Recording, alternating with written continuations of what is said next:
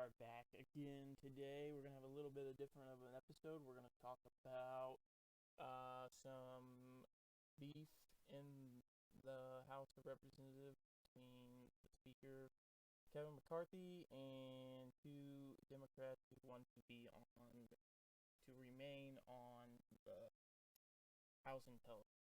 So those two representatives are Adam Schiff and Representative Eric Swalwell. So dive right into it. Last night, on the 24th of January, Kevin McCarthy tweeted, "I have rejected the appointments of Adam Schiff and Eric Swalwell to the House Intelligence Committee." So he's writing a letter back to House Minority Leader Hakeem Jeffries, just telling him basically that they abused their power during the 116th and 117th Congresses, which we'll get into how he believes that they abused their power. So yeah, he sends out this letter rejecting it. Let's look at Adam Schiff's response. He says, "Kevin McCarthy just kicked me and Representative Swalwell off the Intelligence Committee. This is petty political payback for investigating Donald Trump. If you think this will stop me, he will soon find out just how wrong he is. I will always defend our democracy." So when he says for investigating Donald Trump, he was one of the key oppositions in the Democratic Party to Republican President Donald Trump. He led a lot of investigations against him, led both impeachment, was very critical of January 6th. So yeah, that's Adam Schiff's take on why he is being left off the Intel Committee. Swalwell says this rejection is based on a claim that the Washington Post independent fact-checkers gave 4 Pinocchios.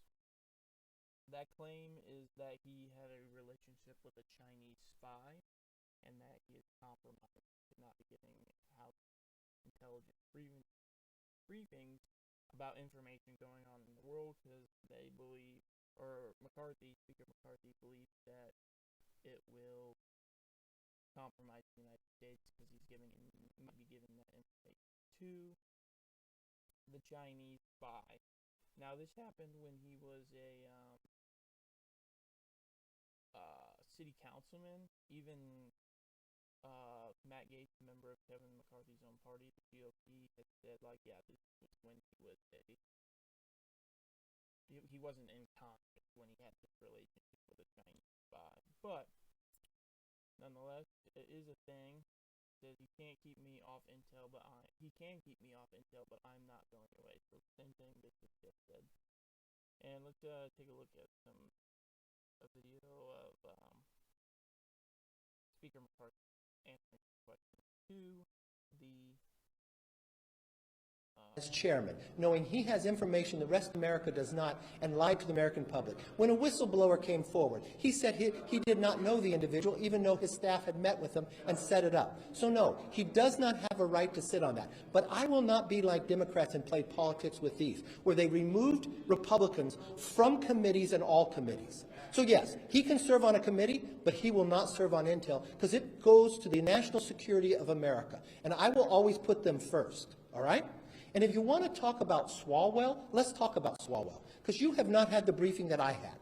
I had the briefing and Nancy Pelosi had the briefing from the FBI.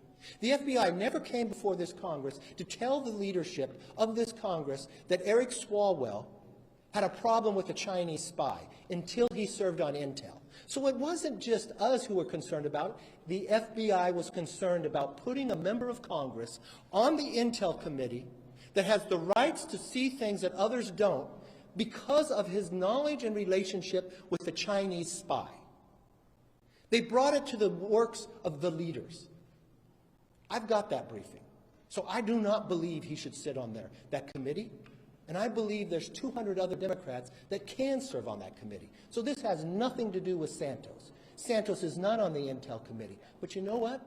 Those voters elected Schiff, even though he lied. Those voters elected Swalwell, even though he lied to the American public too. So you know what? I'll respect his voters too, and they'll serve on committees. But they will not serve on a place that has national security relevance because integrity matters to me.